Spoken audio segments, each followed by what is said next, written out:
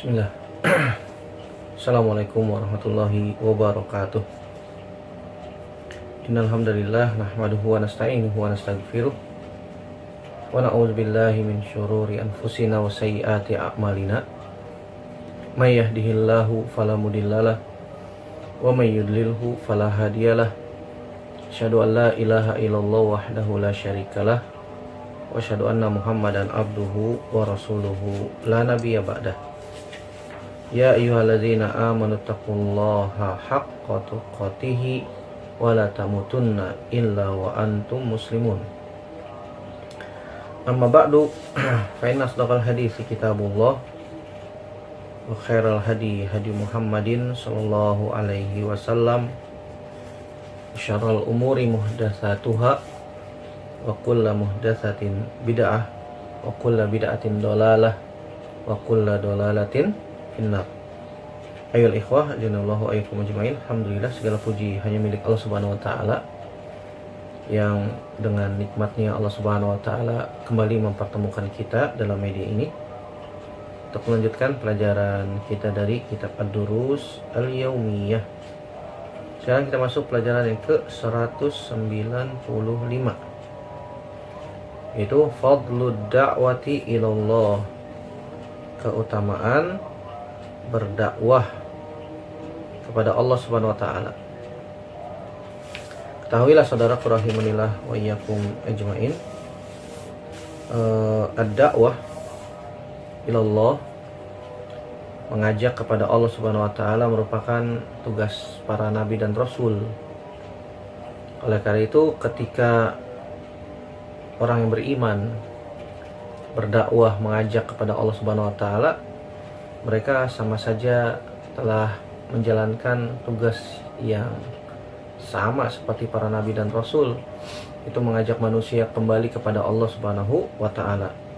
Bahkan Allah Subhanahu wa taala perintahkan bukan hanya untuk kepada nabi dan rasul saja, tapi untuk semua orang yang beriman, bahwasanya mereka semua adalah dai ilallah, mengajak kembali kepada Allah Subhanahu wa taala, mengajak kembali kepada Islam yang benar sebagaimana yang dibawa oleh Nabi Sallallahu Alaihi Wasallam. Bukan Islam katanya-katanya, bukan Islam adat istiadat, bukan Islam nenek moyang, bukan Islam ajengan atau ustadznya, bukan, tapi Islam yang dibawa oleh Nabi dan Rasul. Jalan kebenaran hanya ada satu, jalan menuju surga hanya ada satu, yaitu hanya dengan Islam yang dibawa oleh Nabi Sallallahu Alaihi Wasallam dan diamalkan oleh para sahabat dan al-qurun al-mufaddalah, yaitu generasi emas di dalam Islam, yaitu para sahabat tabi'in dan tabi'ut tabi'in.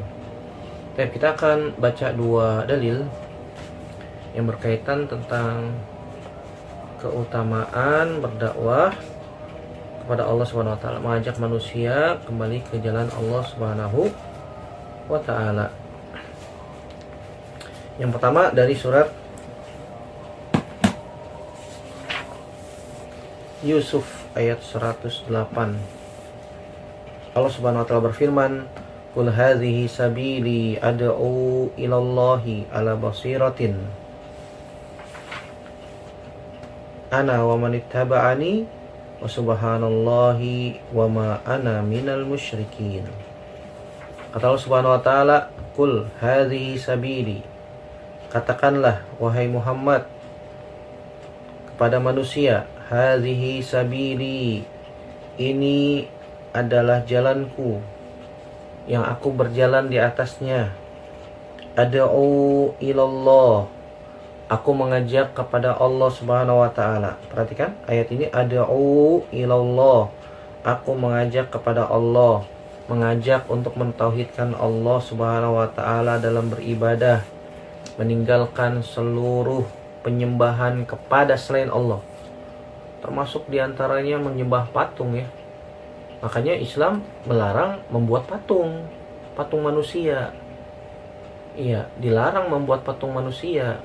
Apakah itu patung pahlawan kah, ataukah patung orang soleh kah? Dilarang dalam Islam. Kenapa? Karena itu bisa mengantarkan kepada kesyirikan. sebagaimana dulu pada zaman Nabi Nuh alaihissalam. Pada zaman Nabi Nuh alaihissalam, orang-orang soleh semuanya berada di atas agama Islam, menyembah Allah saja. Tapi ketika orang-orang soleh tersebut meninggal, ya datang generasi yang selanjutnya, setan membisikkan, coba buat gambarnya. Belum dibuat patung, belum disembah, dibuat gambar, baru gambar. Gambarnya dibuat untuk mengenang orang soleh tersebut katanya. Dipajang gambarnya di rumah-rumah agar mereka termotivasi beribadah kepada Allah seperti orang soleh tersebut, belum disembah. Sehingga generasi tersebut sudah habis, diganti dengan generasi selanjutnya. Setan datang lagi membisikkan supaya dibuat patungnya, belum disembah, belum.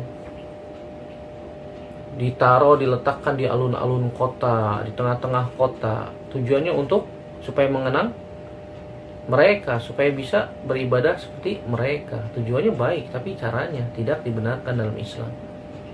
Sehingga generasi tersebut pun habis, diganti dengan generasi selanjutnya, manusia selanjutnya. Setan kembali datang membawa kekayaan yang berlimpah. Saya minta kepada patung fulan, saya minta kepada patung fulan. Akhirnya disembah. Makanya para ulama mengatakan di antara salah satu sebab terjadinya kesyirikan karena mereka berlebihan kepada orang-orang soleh, berlebihan kepada manusia. Dibuat patungnya untuk mengenang jasa pahlawan ini, dibuat patungnya, belum disembah. Nanti generasi kita udah habis, setan datang menggoda.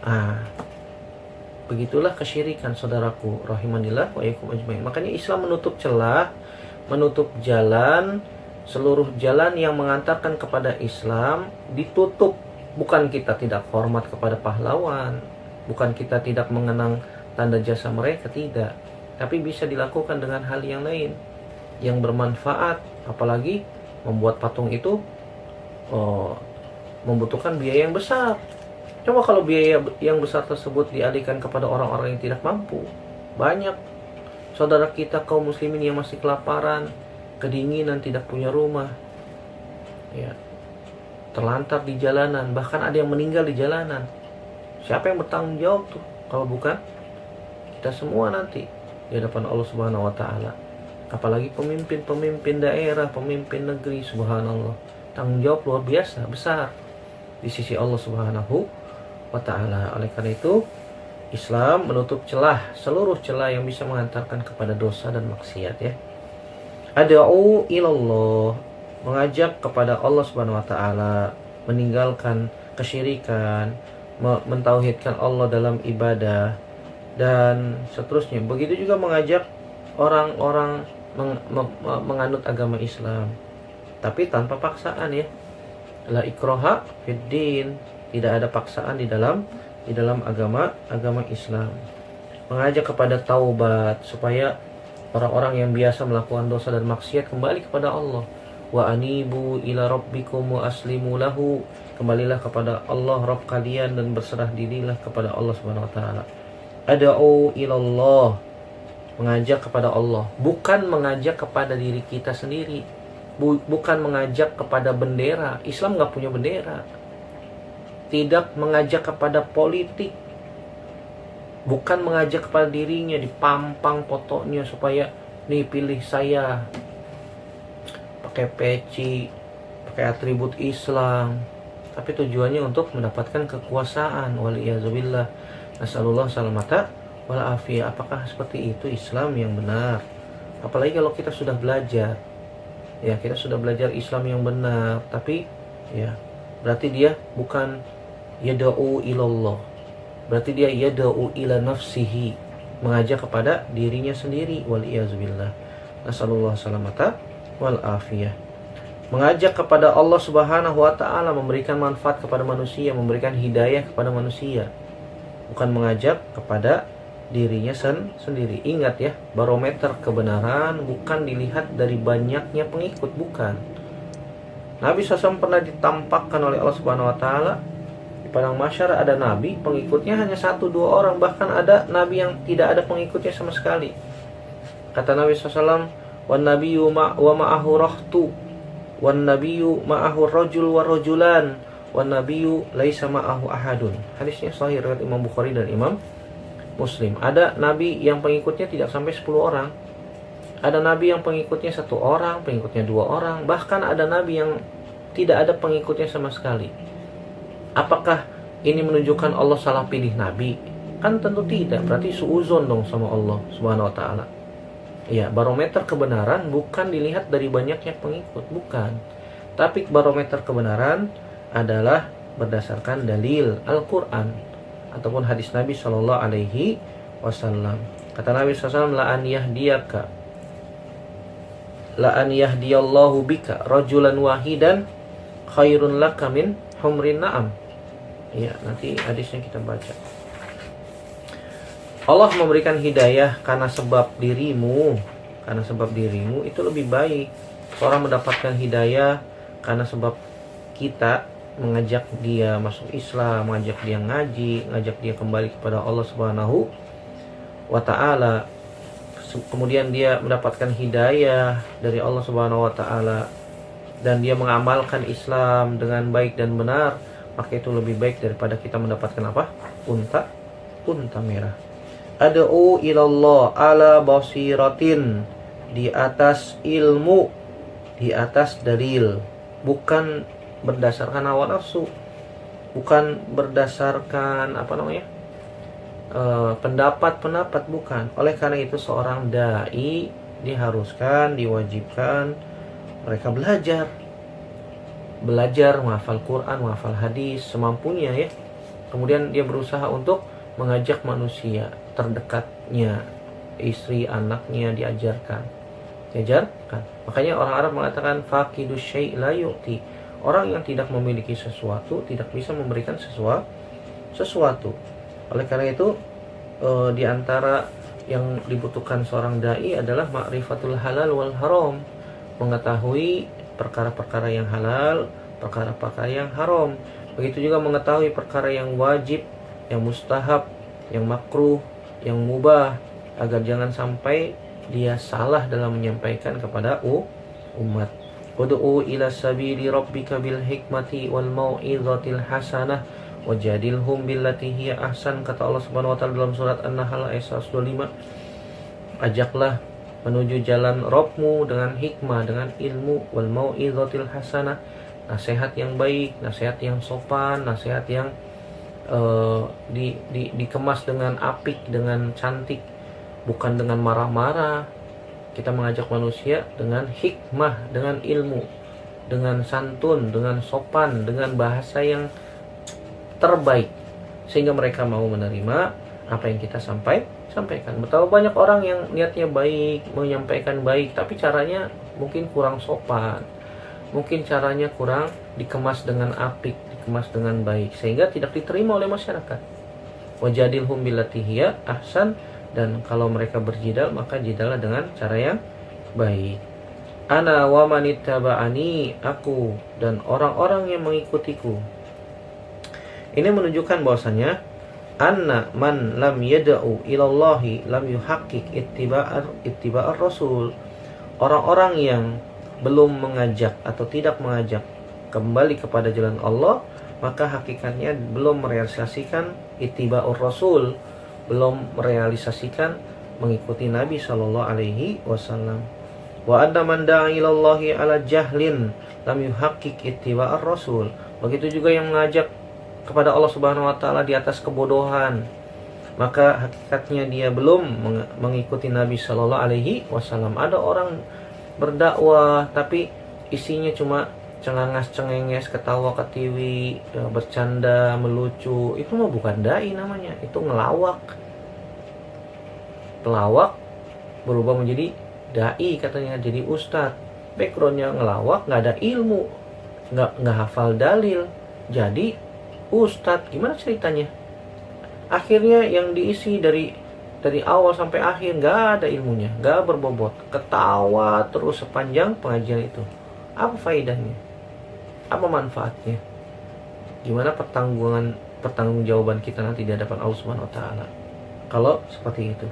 Harus di atas ilmu. Ilmu itu Al-Quran dan hadis Nabi SAW. Qala Allah, qala Rasul, wa qala sahabat. Itu adalah ilmu. Sebagaimana perkataan Imam Syafi'i rahimahullah ta'ala. Al-ilmu ma qala Allah wa qala Rasul. Ilmu itu adalah apa yang Allah firmankan dan disabdakan oleh Nabi sallallahu alaihi wasallam. Wa subhanallahi wa ma ana minal musyrikin. Dan maha suci Allah dari segala kekurangan. Wa ma ana minal musyrikin. Dan aku bukan termasuk orang-orang yang musyrik. Ini adalah bara'ah dari Nabi SAW terhadap orang-orang musyrik. Bahwasanya Nabi SAW bukan termasuk orang yang musyrik. Nabi SAW adalah Khalilullah. Iya, kecintaan Allah Subhanahu wa ta'ala. Sebagaimana Nabi Ibrahim juga Khalilullah. Nabi Ibrahim alaihissalam pernah mengatakan, Allah Subhanahu wa ta'ala abadikan dalam surat An-Nahl, bahkan dipuji oleh Allah Subhanahu wa ta'ala dalam surat An-Nahl ayat 120. Allah Subhanahu wa ta'ala berfirman, Inna Ibrahim kana ummatan qanitan lillahi hanifan walam yaku minal musyrikin. Sungguhnya Ibrahim itu adalah seorang nabi yang ummah, qanit, hanif, walam yaku minal musyrikin. Ada 4 sifat yang disebutkan oleh Allah Subhanahu wa ta'ala dalam surat ini tentang Nabi Ibrahim alaihissalam. Ya, dari ayat ini kita bisa ambil faidah. Yang pertama, bahwasanya jalan Nabi SAW dan jalan orang-orang yang mengikutinya adalah mereka yang merealisasikan ad-da'wah ilallah, mengajak kepada jalan Allah Subhanahu wa ta'ala, bukan mengajak kepada pribadi, bukan mengajak kepada golongan, bukan mengajak kepada partai, bukan mengajak kepada selainnya, selain Allah Subhanahu wa ta'ala. Mengajak kepada Allah Subhanahu wa ta'ala, kembali mengajak manusia kembali ke jalan Allah Subhanahu wa ta'ala. Pelajaran yang bisa kita petik juga dari ayat ini, surat Yusuf ayat 108, adalah at-tanbih alal ikhlas fid da'wah. Peringatan agar kita berusaha untuk ikhlas dalam berdakwah. Ikhlas perkara berat luar biasa. Saudaraku rahimanillah wa yakum ajmain. Ma'alajtu syai'an asyaddu alayya min niyati. Kata Al-Imam Sufyan Ats-Tsauri rahimahullah ta'ala, ma'alajtu syai'an asyaddu alayya min niyati li'annaha tataqallabu alayya. Tidak ada yang paling berat aku obati, aku luruskan kecuali niatku. Karena niat itu suka berubah. Oleh karena itu penting untuk menjaga keikhlasan ya. Keikhlasan dakwah yang dibangun di atas ikhlas, murni dari hati, mengajak manusia ke jalan Allah, maka akan berbuah manis. Berbeda dengan orang yang dakwahnya tujuannya ya untuk mengajak kepada dirinya, bukan mengajak kepada Allah Subhanahu wa ta'ala. Maka ini membawakan kepada khataran, membawa kepada bahaya fid dakwah, di atas dakwah itu sendiri ya. Kemudian faedah yang bisa kita petik juga dari ayat ini adalah anadda'iya ilallah la budda an yakuna ala basiratin. Orang yang berdakwah itu harus di atas ilmu, harus belajar dulu. Jangan langsung dakwah, baru taubat suruh dakwah. Gimana ceritanya? Apa yang harus dia dakwahkan? Akhirnya ujung-ujungnya cerita masa lalunya, cerita dosa-dosanya. Dia buat apa? Dia malah mengungkapkan dosanya. Kata Nabi SAW, kullu ummati mu'afan illal mujahirin. Setiap umatku itu dimaafkan dosanya kecuali yang terang-terangan menceritakan dosa-dosanya. Iya, kan seperti itu keadaannya ya. Nasallallahu salamata wal afiyah. Baik, dalil yang kedua adalah hadis Sahal bin Sa'ad, bahwasanya Nabi SAW pernah berkata pada perang Khaybar tahun ke-7 Hijriah. Kata Nabi SAW, la u'tiyanna rayata godan rajulan yuhibbullaha wa rasulahu wa yuhibbuhullahu wa rasuluhu. Aku akan berikan bendera perang, maksudnya jadi pemimpin pasukan ya. Besok seorang laki-laki yang dia mencintai Allah dan Rasulnya, Allah dan Rasulnya mencintai dia. Yaftahullahu ala yadayhi, yang Allah Subhanahu wa taala akan bukakan kemenangan melalui tangannya. Kemudian manusia pun, sahabat berdiskusi, siapa sih orang itu? Fabatan nas yadukuna lailatahum ayyuhum yu'taha. Akhirnya manusia pun di malam itu berdiskusi, siapa kira-kira orang yang dicintai oleh Allah dan Rasulnya, dan dia mencintai Allah dan Rasulnya. Sampai Umar bin Khattab radhiyallahu ta'ala anhu pernah mengatakan, tidak pernah saya mengharapkan sebuah kepemimpinan dalam perang kecuali pada malam itu saja. Karena Nabi SAW mengikat dengan kalimat, dia mencintai Allah dan Rasulnya, Allah dan Rasulnya mencintai dia. Subhanallah. Sampai Umar bin Khattab berkata, ma tamannaitul imarah illa hadhil lailah. Tidak pernah saya berharap mendapatkan kepemimpinan perang kecuali pada malam itu saja.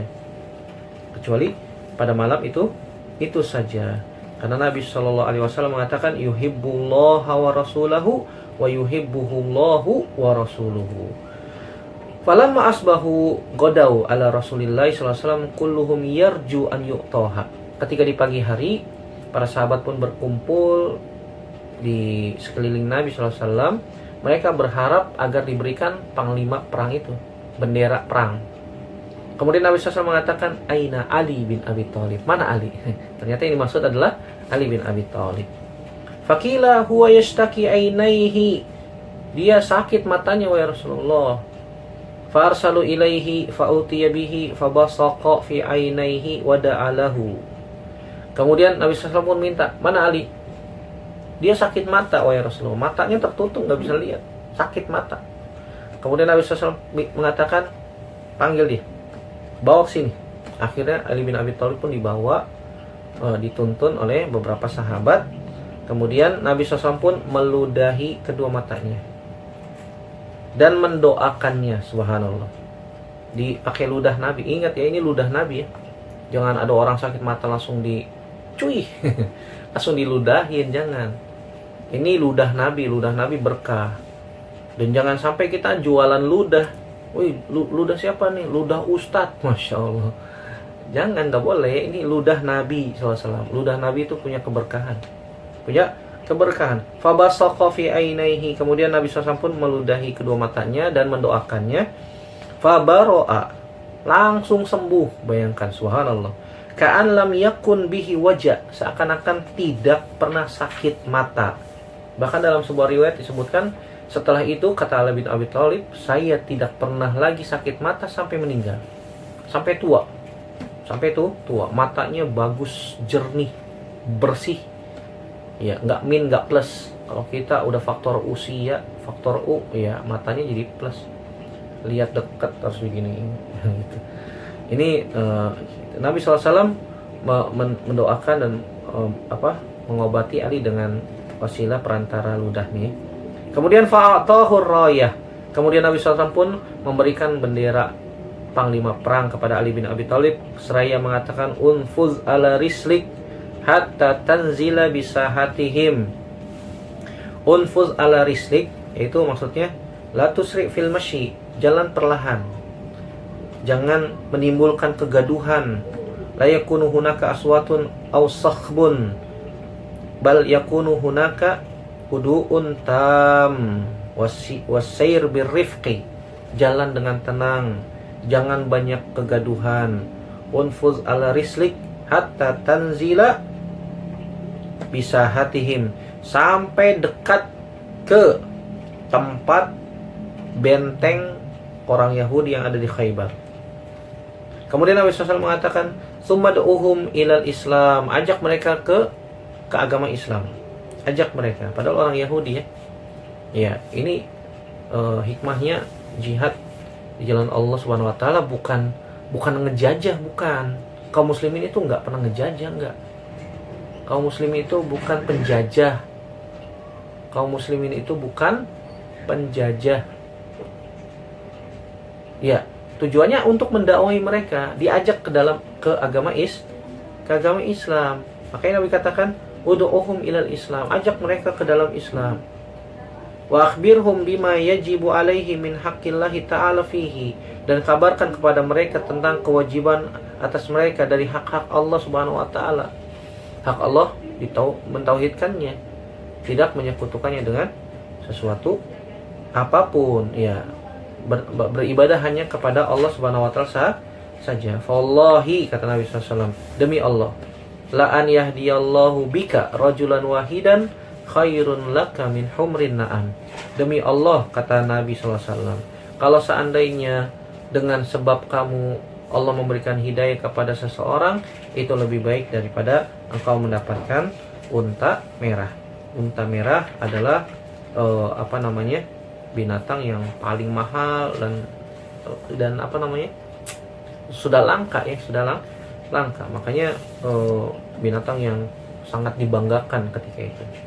Dari hadis ini kita bisa ambil faidah bahwasanya dibolehkan, yang pertama dibolehkan mengutus para dai, ustadz ke sebuah tempat, ke daerah-daerah, supaya mereka mengajarkan Islam di sana, mengajarkan Islam yang benar, sebagaimana Nabi mengutus Ali bin Abi Thalib, juga mengutus Muaz bin Jabal, juga mengutus sahabat-sahabat yang lain. Yang kedua yang bisa kita petik bahwasanya la yajuzu an yakunal qital qabla dakwah. Enggak boleh kita memerangi sebuah daerah sebelum ada dakwah di sana. Didakwahi dulu. Jadi ada marotibnya, ada urutannya, ada fase-fasenya. Enggak langsung serbu, enggak langsung bunuh, enggak. Islam itu agama yang hikmah ya. Didakwahi dulu. Kalau mereka mau masuk Islam, alhamdulillah, itu yang diinginkan.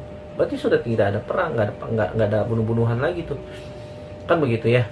Kalau mereka nggak mau masuk Islam, suruh bayar jizyah, jizyah. Kalau mereka bayar jizyah, berarti mereka tinggal di lingkungan wilayah kaum muslimin, nggak boleh diganggu, Berarti mereka termasuk kafir zimmi, ya, orang kafir yang tinggal di lingkungan wilayah kaum muslimin, nggak boleh diganggu. Kemudian kalau mereka tidak mau bayar jizyah, ya baru dikasih waktu. Apalagi kalau mereka menentang, melawan, sudah dikasih waktu, diumumkan untuk perang. Ya, untuk perang. Kalaupun perang, maka Nabi SAW mengatakan tidak boleh merusak bangunan, tidak boleh merusak tanaman, tidak boleh membunuh wanita, tidak boleh membunuh anak-anak, tidak boleh membunuh orang yang sudah tua renta, dan tidak boleh membunuh orang yang sudah menyerah. Bayangkan adab Islam dalam perang, luar biasa, subhanallah. Sangat hikmah sekali, sangat santun. Dalam perang aja begitu, apalagi di luar perang. Beda dengan orang-orang kafir. Lihat bagaimana orang kafir kalau berperang, menyerang. Bangunan dihancurkan, wanita diperkosa, anak-anak disembelih, orang yang sudah tua renta dibunuh, wal iyadzubillah. Nasallallahu salamata wal afiyah. Lihat bagaimana Islam. Kalau perang, Nabi SAW ajarkan batasan-batasannya. Tidak boleh menghancurkan bangunan, tidak boleh merusak tanaman, tidak boleh membunuh wanita, tidak boleh membunuh anak-anak, tidak boleh membunuh orang tua renta, tidak boleh membunuh orang yang sudah menyerah. Kalau sudah menyerah, angkat senjata, jangan dibunuh. Sudah menyerah. Begitu juga tidak boleh memutilasi korban. Korbannya dipotong-potong, dimutilasi, nggak boleh. Lihat bagaimana Islam sangat hikmah dalam masalah ini ya. Allahu a'lam bishawab. Ini juga, di dalam hadis ini juga banyak faidah mukjizat Nabi ya, melalui ludah dan seterusnya. Banyak sekali faidah yang bisa diambil dari hadis ini ya. Bagaimana sahabat semangat untuk mendapatkan kebaikan dan seterusnya. Allahu a'lam bishawab. Ini saja yang bisa kita sampaikan. Semoga Allah Subhanahu wa taala mudahkan langkah kita menjadi seorang dai ilallah yang mengajak kepada Allah Subhanahu wa taala, bukan mengajak kepada pribadi, bukan mengajak kepada golongan, bukan mengajak kepada partai dan sebagainya. Semoga Allah Subhanahu wa taala jaga keikhlasan kita dalam beramal, dan semoga Allah Subhanahu wa taala juga memberikan kepada kita pahala yang besar dari apa yang telah kita sampaikan melalui berbagai media dan tempat serta keadaan dan waktu. Semoga Allah Subhanahu wa taala juga menutup usia kita dengan penutupan yang baik, husnul khotimah, dimasukkan ke dalam surga tanpa hisab dan tanpa azab. Amin ya rabbal alamin. Demikian yang bisa kita sampaikan, semoga bermanfaat. Aku qouli hadza, astaghfirullah li wa lakum Subhanaka Allahumma bihamdika asyhadu an la ilaha illa anta astaghfiruka wa atubu ilaik. Wassalamualaikum warahmatullahi wabarakatuh.